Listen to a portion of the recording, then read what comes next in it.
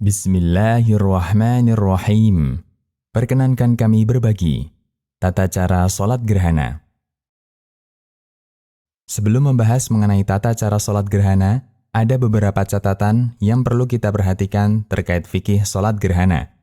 Pertama, sholat gerhana disyariatkan bagi kaum muslimin yang melihat peristiwa gerhana matahari atau bulan. Nabi SAW bersabda terkait peristiwa gerhana, فَإِذَا رَأَيْتُمُوهُمَا فَافْزَعُوا إِلَى الصَّلَاةِ, yang artinya, jika kalian melihat gerhana tersebut, yaitu matahari atau bulan, maka bersegeralah untuk melaksanakan sholat. Hadis riwayat Bukhari. Karena itu, bagi umat Islam di daerah lain yang tidak melihat peristiwa gerhana, tidak disyariatkan melaksanakan sholat gerhana. Kedua, dianjurkan untuk mengundang kaum muslimin dengan panggilan As-salatu jami'ah. Assalamualaikum warahmatullahi wabarakatuh. Bapak-bapak, ibu-ibu, para jamaah sekalian, insyaallah ba'da zuhur nanti kita akan melaksanakan sholat gerhana secara berjamaah di masjid ini. As-salatu jami'ah. Wassalamualaikum warahmatullahi wabarakatuh.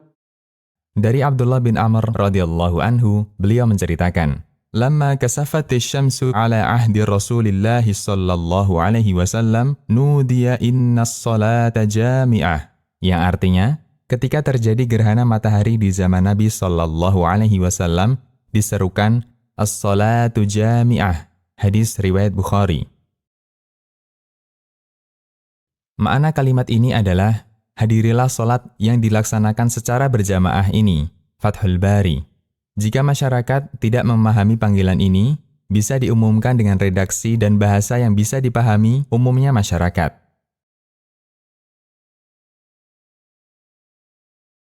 Ketiga, sholat gerhana dikerjakan secara berjamaah di masjid. Imam Bukhari membuat judul bab dalam sahihnya, bab sholat kusuf secara berjamaah.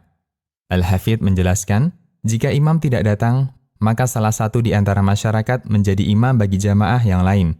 Ini adalah pendapat mayoritas ulama. Fathul Bari. Keempat, bacaan sholat gerhana matahari dikeraskan meskipun dilakukan di siang hari. Alhamdulillahi Rabbil Alamin, Ar-Rahmanir Rahim, Maliki Yaumiddin. Imam Bukhari membuat judul bab dalam sahihnya, bab mengeraskan bacaan ketika sholat kusuf atau gerhana. Kemudian beliau membawakan beberapa dalil yang menunjukkan anjuran itu.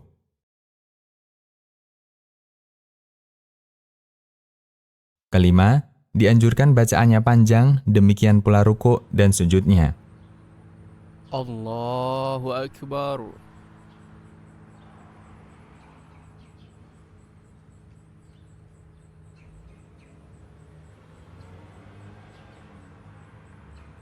Allahu Akbar.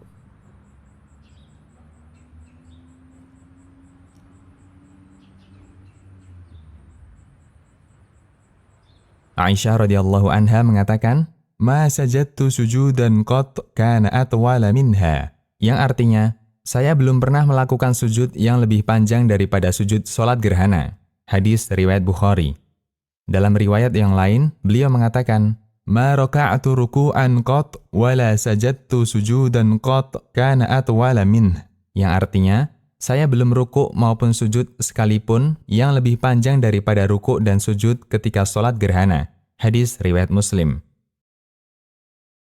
Keenam, wanita dianjurkan untuk ikut sholat gerhana di masjid. Di antara dalil yang menunjukkan hal ini adalah testimoni Aisyah radhiyallahu anha tentang sholat gerhana yang beliau lakukan. Hadis tersebut menunjukkan bahwa beliau mengikuti sholat gerhana ini bersama Nabi SAW. Imam Bukhari membuat judul bab wanita ikut sholat kusuf bersama laki-laki ketika gerhana. Ketujuh, bolehkah sholat gerhana bulan setelah subuh? Sholat gerhana termasuk sholat sunnah mu'akkad yang memiliki sebab. Sebabnya adalah gerhana matahari atau bulan. Sehingga sholat ini boleh dilakukan sekalipun di waktu terlarang. Karena itulah, menurut pendapat baru dari Imam Asy-Syafi'i, jika terlihat gerhana bulan setelah subuh, tetap dianjurkan untuk melaksanakan sholat gerhana tersebut meskipun di waktu larangan. An-Nawawi mengatakan, jika fajar telah terbit dan terjadi gerhana bulan atau terlihat gerhana setelah fajar terbit, maka ada dua pendapat Imam Asy-Syafi'i. Dan pendapat yang benar menurut Al-Qaul Al-Jadid, yaitu pendapat baru Imam Syafi'i, sholat gerhana dianjurkan untuk dilakukan. Sementara menurut Al-Qaul Al-Qadim, yaitu pendapat lama Imam Syafi'i, tidak boleh mengerjakan sholat gerhana. Al-Majmu'. Tata cara sholat gerhana. Selanjutnya, kita akan mempelajari tata cara sholat gerhana. Aisyah radhiyallahu anha menceritakan cara sholat gerhana yang dilakukan Nabi sallallahu alaihi wasallam.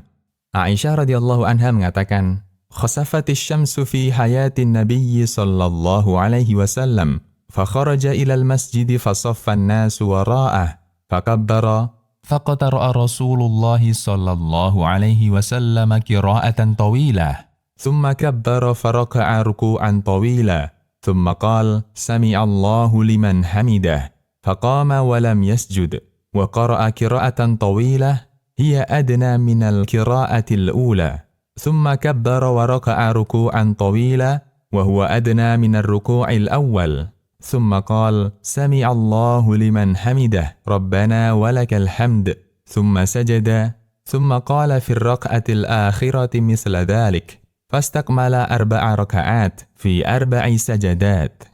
Yang artinya, gerhana matahari pernah terjadi pada masa Rasulullah sallallahu alaihi wasallam. Lantas beliau sallallahu alaihi wasallam bangkit dan mengimami sahabat dan beliau memanjangkan berdiri. Kemudian beliau rukuk dan memperpanjang rukuknya. Kemudian beliau berdiri lagi dan memperpanjang berdiri tersebut namun lebih singkat dari berdiri yang sebelumnya. Kemudian beliau rukuk kembali dan memperpanjang rukuk tersebut namun lebih singkat dari rukuk sebelumnya. Kemudian beliau sujud dan memperpanjang sujud tersebut. Pada rakaat berikutnya, beliau mengerjakannya seperti rakaat pertama. Lantas beliau beranjak, usai mengerjakan sholat tadi, dan matahari mulai kelihatan kembali. Hadis riwayat Bukhari dan Muslim.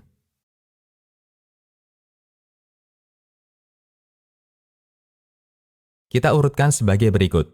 1. Takbiratul Ihram. Allahu Akbar. 2. Membaca doa istiftah, kemudian berta'awud, dan membaca surat Al-Fatihah, dilanjutkan membaca surat yang panjang.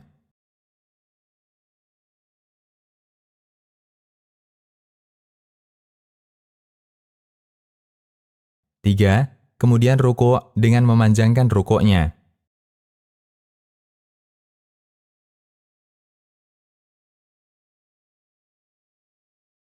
4. Kemudian bangkit dari rukuk, yaitu i'tidal, sambil mengucapkan Sami'allahu liman hamidah, Rabbana walakal hamd.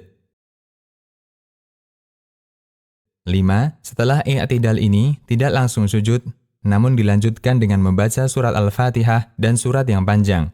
Berdiri yang kedua ini lebih pendek dibandingkan sebelumnya.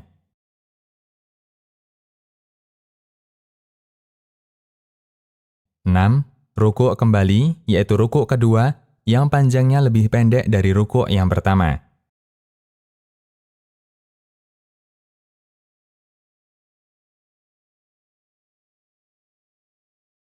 7.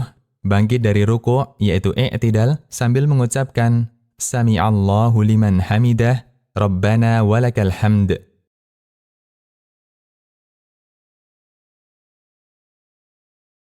8. Sujud yang panjang dengan mengulang-ulang bacaan sujudnya.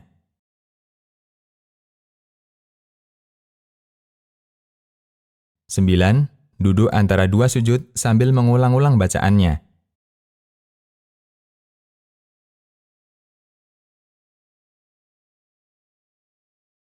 10. Sujud kedua yang panjang dengan mengulang-ulang bacaan sujudnya.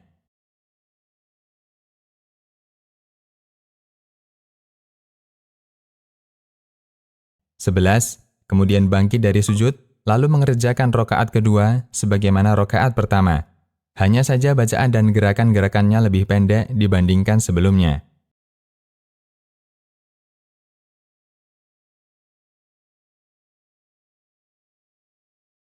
12. Tasyahud.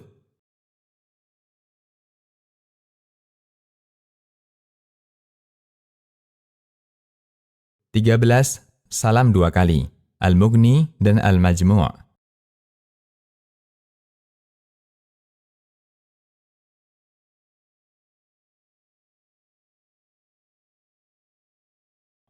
'Demikian, Allahu a'lam.